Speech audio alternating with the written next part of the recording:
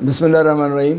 شاہ صاحب, ایجوکیشن کے بارے میں بہت کچھ کہا جاتا ہے اور کہتے رہتے ہیں لوگ. ایجوکیشن کی ڈیفینیشن کیا ہے اور کیا ہماری قوم اس ایجوکیشن کی ڈیفینیشن میں آتی ہے؟ ڈاکٹر صاحب بہت بہت شکریہ آپ کے ساتھ, کیونکہ پرانی یاد اللہ ہے, دوستی ہے اور محبت ہے. میں چاہوں گا کہ اس پہلے سوال کے ساتھ میں یہ ضرور جوڑوں کہ تعلیم کی ڈیفینیشن تو بی ایڈ ایم ایڈ کی کتابوں میں موجود ہے. وہ ڈیفینیشن ہے جو بکش کہی جا سکتی ہے. تعلیم کو آپ اگر شعور کا نام دے دیں اور شعور کے ساتھ جوڑیں کہ آج کی ضرورت کیا ہے, یہ شعور کیوں ضروری ہے. مثال لیجئے کہ اگر کوئی مشین چلانی ہے تو اس کو چلانے کے لیے ایک شعور چاہیے. آپ نے زندگی جینی ہے, ایک معیاری زندگی جینی ہے, پروڈکٹیو لائف جینی ہے, ایک ایکٹیو سٹیزن بن کے جینا ہے, معاشرے کا کارآمد فرد بن کے جینا ہے. تو اس کے لیے ضروری ہے کہ کسی ایسے پروسیس سے آپ ضرور گزرے ہوں کہ آپ کا پروڈکٹیو ہونا ایکٹیو ہو جائے. یہ تبھی ایکٹیو ہو سکتا ہے جب آپ نے تعلیم حاصل کی ہے. وہ تعلیم اسکول سے, کالج سے, یونیورسٹی سے, مدرسے سے کہیں بھی ہو, لیکن آپ کا فائدہ مند ہونا, پروڈکٹیو ہونا, آسانی دینا, یہ بتاتا ہے کہ آپ باشعور ہیں. اب اس کا ایک حصہ آ جاتا ہے جو بڑا اہم حصہ ہے, وہ مورلز اور کریکٹرز کا حصہ ہے. تو مورلز کریکٹرز کے بغیر, یعنی اچھا انسان بنے بغیر آپ جتنے مرضی قابل ہیں کسی کام کے نہیں. شاہ صاحب, 4 نظام تعلیم چل رہے ہیں. مدرسہ ہے, اردو میڈیم ہے, آرڈینری انگلش میڈیم ہے اور ایلیٹ انگلش میڈیم ہے.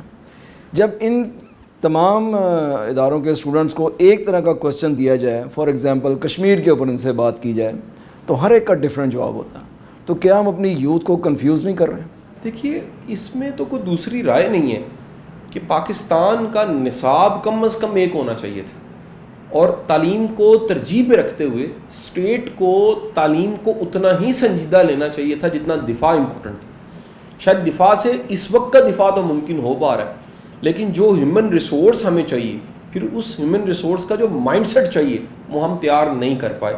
اس مائنڈ سیٹ میں کم از کم ایک چیز بڑی ضروری تھی, وہ یہ تھا کہ ہمارے نیشنل نیریٹیوز ڈیفائن ہوتے. ہم لوگ اتنے کنفیوز کیوں ہیں؟ کیونکہ سوسائٹی پولرائزڈ ہے, ہر حوالے سے پولرائزڈ ہے, اور اتنی پولرائز سوسائٹی میں نیریٹیوز کو قائم رکھنا, بلڈ کرنا بڑا مشکل ہو جاتا ہے. سو نصاب ایک ایسا ذریعہ ضرور تھا اور ہے جس کے ذریعے آپ قوم سازی کر سکتے تھے, لیکن بدقسمتی دیکھیے کیونکہ اسٹیٹ نے وقت پہ ان چیزوں کو بلڈ نہیں کیا. تو ڈاکٹر صاحب, پرائیویٹ سیکٹر, بے شمار طرح کی این جی اوز, بے شمار طرح کے ادارے, اور پھر یقینی بات ہے مذہبی جماعتیں, ان سب نے اپنا اپنا نصاب بنا لیا اور وہ اپنے اپنے نیریٹیوز کا پرچار کر رہے ہیں. اچھا, اس میں بڑے لوگ کہتے ہیں کہ جی اگر تمام نظام تعلیم ہمارا F A F S C تک ایک ہو جائے, اس کے بعد جس نے ڈاکٹر بننا, جس نے نظام درسی کرنا ہے وہ والا کرے. آپ کے اس بارے میں کیا خیال ہے؟ میں کہتا ہوں یہ 100% ٹھیک ہے. پرابلم یہ ہے, ایک بنانا مشکل نہیں ہے. اس وقت ایک نہ ہونے کے اتنے مفادات پیدا ہو چکے ہیں, ان مفادات کو ختم کرنا بڑا مشکل ہے. آپ دیکھیے, معیاری تعلیم وہ پرائیویٹ سیکٹر دے رہا ہے, آپ کا گورنمنٹ سیکٹر معیاری تعلیم نہیں دے پا رہا. شاید کچھ یونیورسٹیوں گورنمنٹ کی جہاں پہ کوئی معیاری تعلیم موجود ہو, لیکن بڑا حصہ تعلیم کا کیوں ہمارا ایک پڑھا لکھا افسر اپنے بچے کو گورنمنٹ اسکول میں داخل نہیں کرواتا؟ اس لیے نہیں کرواتا, اسے پتہ ہے کہ وہاں پر انفراسٹرکچر, شاید بلڈنگ کا سائز تو بہت بڑا ہے, لیکن جو معیار ہونا چاہیے وہ نہ وہ ٹیچر دے پاتا ہے, نہ وہ پرنسپل, نہ وہ سسٹم دے پاتا ہے. سو وہ مفادات اتنے تقسیم ہو چکے ہیں کہ اس کو ایک بنانا اس وقت بڑا مشکل ہو چکا ہے. اچھا, اس میں شاہ جی آپ نے جو بات کی کہ پرائیویٹ اسکولوں کی, وہ نیلسن منڈیلا نے ایک دفعہ کہا تھا کہ اگر آپ نے ہائی اسکول کو بزنس بنا دیا تو آپ کی سوسائٹی جو ہے وہ تباہ ہو جائے گی. اب آپ کہہ رہے ہیں کہ معیاری تعلیم جو ہے ہمارا پرائیویٹ سیکٹر دے رہا ہے, تو کیا پھر اس کے بعد ہماری سوسائٹی کی ڈیٹیریوریشن نہیں ہو رہی بھی؟ نہیں, ڈیٹوریٹ ہو چکی ہے ڈاکٹر صاحب, اس میں کوئی دوسری رائے نہیں ہے. آپ سماج کی حالت دیکھیے, آپ کا پڑھا لکھا جاہل زیادہ ہے, آپ کا با اختیار جو ہے وہ اڑا کے رکھ دیتا ہے اپنے ساری سروس میں. یعنی آپ دیکھیں جس کو جاب آج مل رہی ہے, اس کی ریٹائرمنٹ کے بعد اس کی پینشن ہے, پھر وہ ہائی کورٹ جا کے, عدالتوں میں جا کے بچوں کی پینشنیں بھی کروا لیتے ہیں. یعنی وہ تو ایک 80 سال کی کمیٹی اس کی ڈل رہی ہے. کیا اس نے واقعی ڈلیور کیا تھا سسٹم کو؟ یہ بہت بڑا کوشچن مارک ہے. اس نے اگر ڈلیور نہیں کیا تھا تو کس نے کہا ہے کہ اس کو اتنی فیسلٹیز اور اتنی آسانیاں دی جائیں؟ ہمیں اس کے لیے کئی کام کرنے پڑیں. ہمیں اپنا ایجوکیشن سسٹم بہتر بنانا پڑے گا. ہمیں سول سروسز جو امتحان جس کی بنیاد پہ اتنا اختیار ملتا ہے, اس کو بھی چینج کرنے کی ضرورت ہے. پھر اس سول سروسز میں جو موجود ہیں ادھر فلٹر لگانے کی ضرورت ہے کہ اس گریڈ کے بعد, اس پوزیشن کے بعد اس پرفارمنس اگر نہیں مل رہی تو ہم روک لیں, ہم پری میچور ریٹائر کر دیں, ہم جان چھڑا لیں اس ساری فورس سے, سارے لوگوں سے جو چاہتے نہ چاہتے سرکار کے داماد بنے رہتے ہیں کئی سالوں تک. جب تک یہ ساری پالیسیز نہیں بنتی, یعنی آپ پاکستان میں کہتے ہیں قحط و رجال ہے, اچھے لوگ نہیں ہیں. پاکستان میں شدید قحط و رجال یہ بھی ہے کہ پالیسی میکرز نہیں ہیں. پاکستان کا شدید بڑا پرابلم یہ ہے کہ سکسیشنز نہیں ہیں, اچھے بندے کے بعد اچھا بندہ نہیں آتا.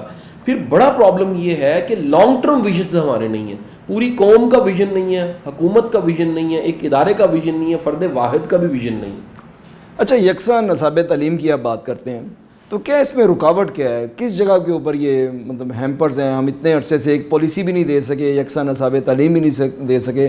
آپ سمجھتے ہیں کہ اگر یہ یکساں نصاب تعلیم ہم دے دیں تو جو یہ جن پرابلمز کا آپ نے ذکر کیا ہم اس سے باہر آ سکتے ہیں؟ دیکھیں, اسٹیٹ کے پاس طاقت ہوتی ہے, اختیار ہوتا ہے, اس اختیار کے ذریعے کیا جا سکتا ہے. ہرڈلز ہیں پرائیویٹ سیکٹر کے لوگ, وہ تو کبھی نہیں چاہیں گے. آج اگر سینٹرل ماڈل اور مال کا معیار وہی پرانا بن جاتا ہے, یا تمام گورنمنٹ سکولز, یہ پائلٹ سکولز کے جا کے آپ ذرا دیکھیں کتنے کنالوں میں ہیں, آپ گورنمنٹ سکولوں کے ذرا سائز دیکھیں کس بڑے سائز کی, آپ گاؤں کے گورنمنٹ سکول دیکھیں ایکڑوں میں سکول ہوں گے. لیکن آپ جب معیار کی طرف جاتے ہیں تو آپ کو پتہ لگتا ہے کہ اگر ہم حاضری کو انشور کروا بھی لیں تو پڑھانے والے کی شخصیت کیا ہے, اس کے بھرتی کا پروسیس کیا تھا, بھرتی ہونے کے بعد وہ ڈلیور کرنے کی حالت میں ہے, اس کی کمیونیکیشن سکل کیسی ہے, اس کا ہنر کیسا ہے, اس کی صلاحیت کیسی ہے, یہ چیز چیک ہی نہیں ہوتی.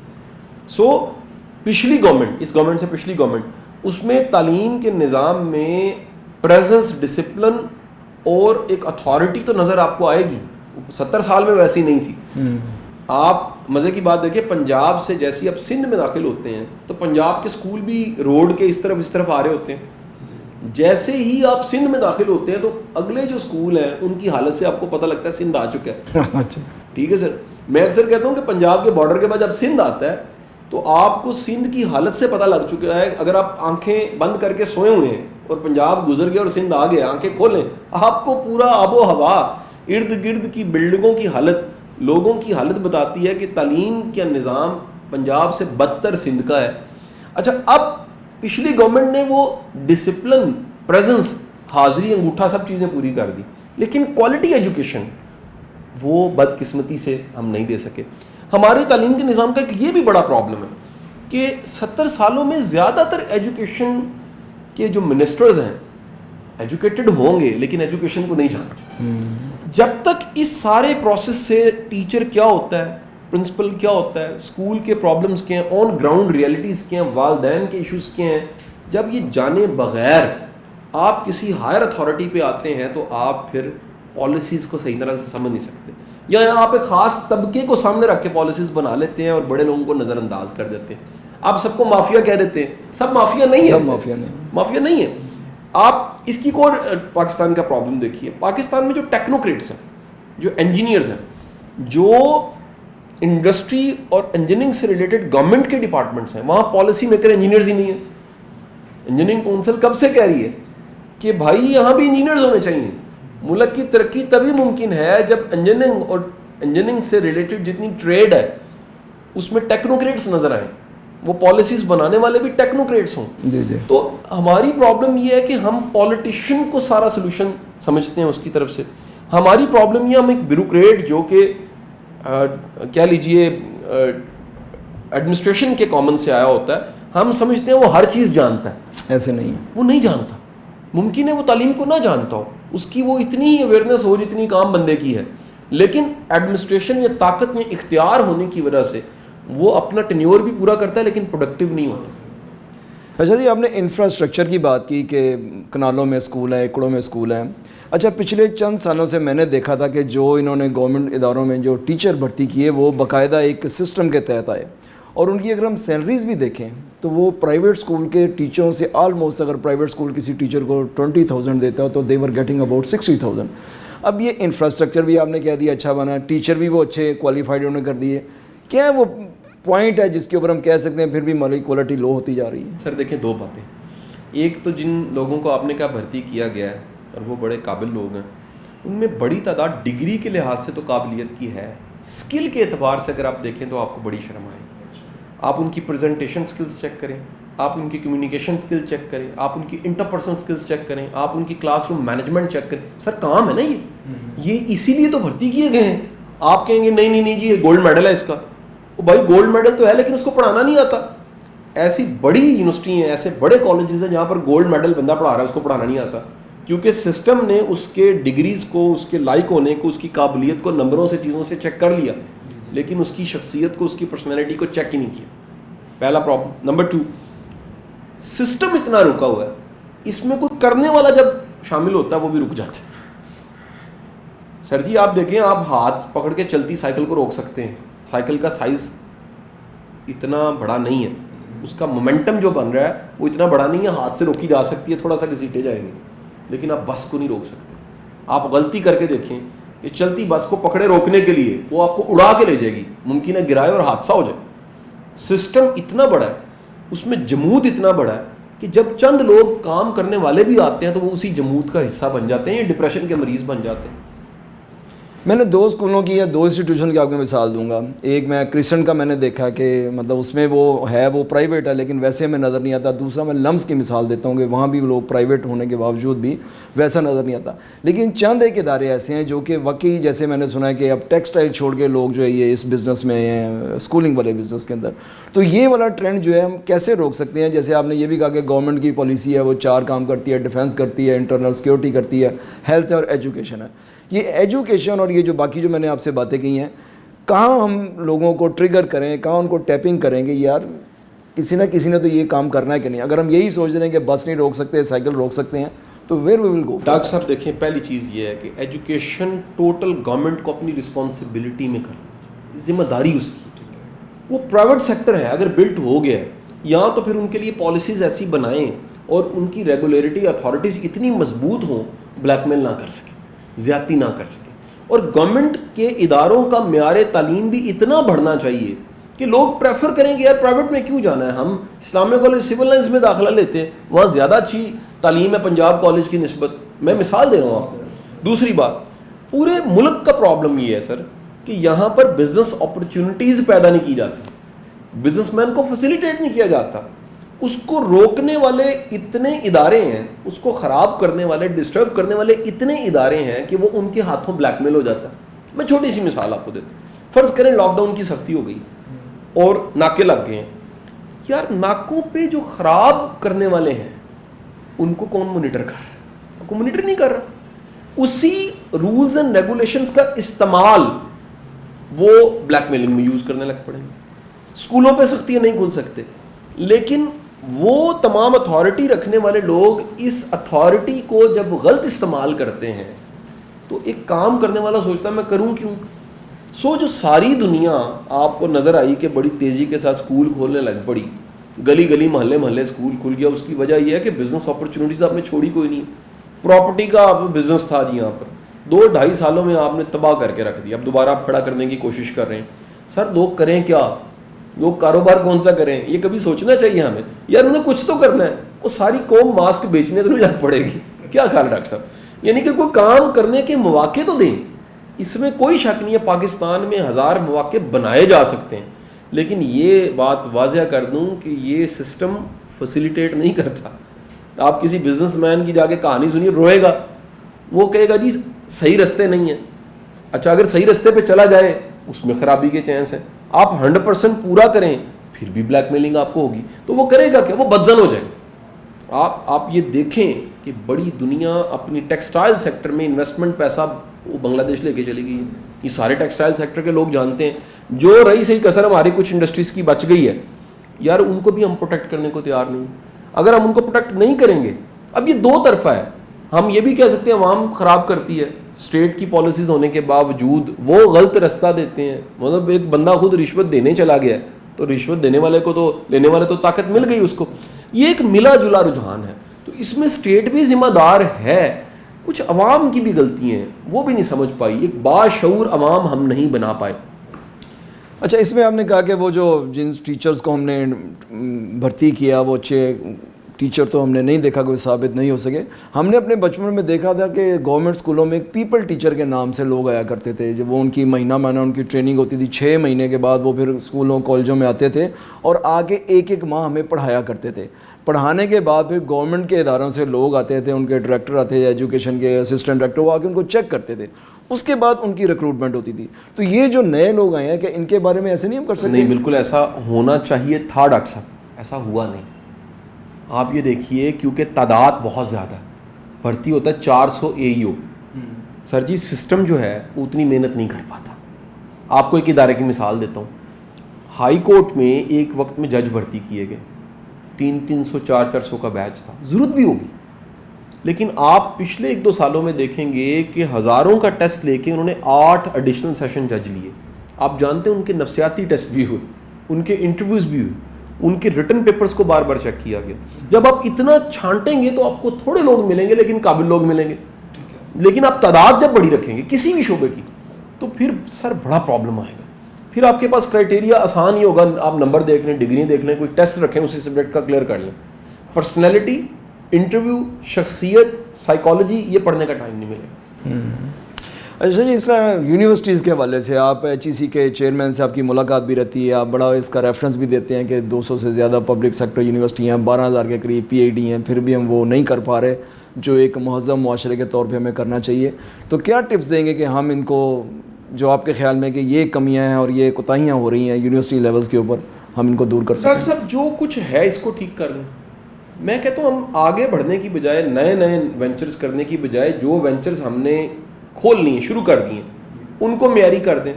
हम पहले डिफ़ाइन करें ना कि UET लाहौर का एक सब कैंपस है, उसे रचना कहते हैं, वो मेरा ख्याल है गुजरांवाला से थोड़ा सा आगे जाके वज़ीराबाद से पहले है कहीं।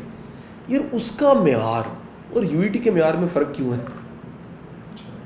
आप कभी आप जाएंगे ना तो वो GT रोड से नीचे उतर के है, उसका मेयार उतना ही नीचे उतर के है जितना वो GT रोड से नीचे उतर के है। आप बात समझ रहे हैं? उसके बच्चों के मसले वही हैं जो कभी बांग्लादेश वालों के हमारे से थे मसले। यानी हम क्या करते हैं, हम कैंपस तो फैसिलिटेट बना देते हैं, फिर उसको वो क्वालिटी, वो जो इंश्योर करना है हमें, वो नहीं हम कर पाते। यानी हम फैलने के बाद ख़राब हो जाते हैं। हमें असूली तौर पे जो जो चीज़ें हमने बिल्ड की हैं, सर यही हॉस्पिटल्स अपग्रेड हो सकते हैं, यूनिवर्सिटी अपग्रेड हो सकती है, कॉलेज अपग्रेड हो सकते हैं। अगर ये अपग्रेड कर लिए जाए तो मेरा मानना ये है कि इससे इनकलाब आ सकता है। अच्छा, बड़े लोग ये कहते हैं कि मतलब तरबियत के हवाले से शुरू में होनी चाहिए। वो कहते हैं कि 2 इश्यूज़ हैं हमारे बच्चों के लिहाज से, एक उनका ट्रैफिक के लिहाज से, दूसरा ये जो हम करप्शन कहते हैं।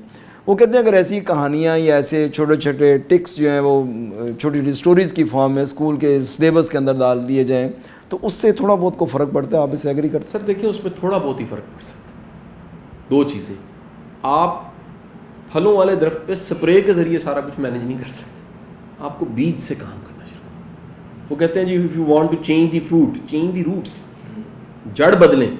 सर जी, हमें सिस्टम को बुनियाद से बदलने की ज़रूरत है।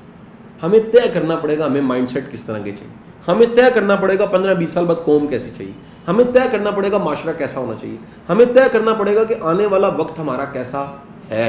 ये अगर आज हम तय कर लेंगे तो उसके मुताबिक पॉलिसीज़, चीज़ें बना के हम चल पड़ेंगे। लेकिन जिस तरह से हम करते हैं, गवर्नमेंट आती है, एक लकीर खींचती, दूसरी आके मिटा देती है। तो बड़ी चीज़ें आप देख लीजिए, बड़ी मिसालें हैं। आप 1122 की मिसाल लीजिए, एक गवर्नमेंट ने बनाई, वो कितने अरसे तक उसका वाली वारिस ही कोई नहीं था उस गवर्नमेंट के जाने के बाद। वजह ये वो प्रोजेक्ट माना जाता है जी CM ने किया था, इसका है, ये इसका है, हालांकि वो कौम का है, वो स्टेट का है। तो क्या मैसेज देंगे ये? फिर हम तो फिर मायूसी की तरफ ही देखते रहे कि आने वाले वक्त में ऐसे ही रहेगा, जो आएगा अगले के अच्छे काम को वो और नहीं करेगा। पता क्या, इटसेल्फ ये सवाल उठाना, ये जवाब देना, ये फिक्रमंदी ही इसका जवाब है। आप जब तक सोचने वाले दिमाग माशरे को नहीं देंगे, ये माशरा नहीं बदलेगा। हमें बड़ी शदीद ज़रूरत है, हमें ऐसे दिमागों की, ऐसे लोगों की, ऐसे ह्यूमन रिसोर्स की बड़ी ज़रूरत है जो राइट क्वेश्चन रेज करें, जो कौम को बेदार करें। सर सोए को सुलाना बड़ा आसान है। सर इंडिविजुअल लेवल पर तो हर कोई यही कहता है जो आप कहते हैं, तो फिर ये हो क्यों नहीं पाता? नहीं सर, इंडिविजुअल लेवल पे भी ये सोच नहीं है। बड़ी दुनिया का ये सवाल है ही नहीं, ये हमें लगता है। ये आप यकीन कीजिए कि जिस दिन पूरी कौम के ये सवाल बन जाएंगे ना, ये मसले हल होने लग पड़ेंगे। प्रॉब्लम ये है कि हम ये सारा कुछ स्टेट पे डाल रहे हैं, बड़ी चीज़ें हमारे इख्तियार में हैं। किस दिन पूरी स्टेट ने पिछले 30-40 सालों में जब प्राइवेट सेक्टर बना था रुक के कहा यार ये क्या कर रहे हो, रुक जाओ, ہم گورنمنٹ ادارے بہتر کر لیں, ہمارے سکولز کہاں پر ہیں. یار ہم نے ایک ایسی قوم پیدا کر دی ہے جو گٹر کے ڈھکن پہ ووٹ دے دیتی ہے, بریانی کے ڈبے پہ ووٹ دے دیتی ہے, جو تھانے کچہری کے مسئلوں کے اوپر ووٹ دے دیتی ہے. وہ یہ نیشنل نریٹیوز تو بناتی نہیں ہے یا بننے نہیں دیے جاتے. تو اگر یہ نیشنل نریٹیوز ہمارے بن جائیں اور کویشچنز ریز ہونے لگ پڑیں, مسئلے حل ہونے لگ پڑیں گے سر. میں اس لیے شاید یہ بات کرنا چاہتا ہوں کہ ہر فورم پہ یہ بات ہوتی ہے, جیسے میں آپ کے ساتھ کر رہا ہوں اور بڑے بڑے فورم پہ ہوتی ہے, یہ باتیں ان تک کنوے بھی ہوتی ہوں گی, تو امپلیمنٹ بھی انہوں نے کرنا ہے. تو کیا وہ رکاوٹ ہے جس کی وجہ سے ہم پھر بھی گھوم کے دوبارہ زیرو پہ آ جاتے ہیں؟ سر اگین اینڈ اگین سر 20 سال کا ویژن سیٹ ہو جائے, 30 سال کا ویژن سیٹ ہو جائے, نیا آنے والا وزیر, نیا آنے والا سیٹ پہ شخص, نیا آنے والا وائس چانسلر اس ویژن کو سامنے رکھ کے چلے. پرابلم یہ ہے یہاں پر ایک پرسن آتا ہے, وہ اپنی لابی بلڈ کرتا ہے, وہ اپنی لابی کے ساتھ چلتا ہے. اس کو تو پہلے وہ مخالفت پہ اپنی انرجی لگاتا ہے, پچھلا غلط. وہ نیا کام تو تب کرے گا جب ویژن ہوگا اس کے پاس. آگے جانے کے لیے پیچھے سے تعلق منقطع کرنا پڑتا ہے. ہم کہیں رک جائیں اور سوچ لیں ہم نے آگے جانا ہے. اگر آگے جانا ہے ایک ویژن بن جائے قوم کا, اداروں کا, شعبوں کا, کہ ہمارے یہ ویژنز ہیں, اور ان ویژنز کو فالو کر کے ہم کہیں پہنچ سکتے ہیں. شاہ جی آپ کا بہت بہت شکریہ. مطلب میں نے بڑی اچھی آپ سے گفتگو کی اور بڑا کچھ ذہن میں آتا بھی ہے. تو یہی ذہن میں آتا ہے کہ اللہ کرے جو ہمارے ارباب اختیار ہیں ان کے ذہن میں یہ والی چیز آ جائے اور وہ اس حوالے سے ہماری قوم کو جو ہے وہ امید دے سکیں. میں تو بعض کا بڑی جگہ پہ کہتا ہوں کہ مجھے بڑا اچھا لگتا ہے کہ ہمارے جو موجودہ وزیر اعظم ہمارے اپوزیشن لیڈر کو بیرونی دنیا کے دوروں پہ بھیجے, وہ اس کو دیکھیں. تو یہی وی این کی بات ہے کہ ہم آپ والی بات کہ ہم آتے ہیں تو اپنی ساری انرجی پچھلے کی مخالفت کے اندر لگا دیتے ہیں.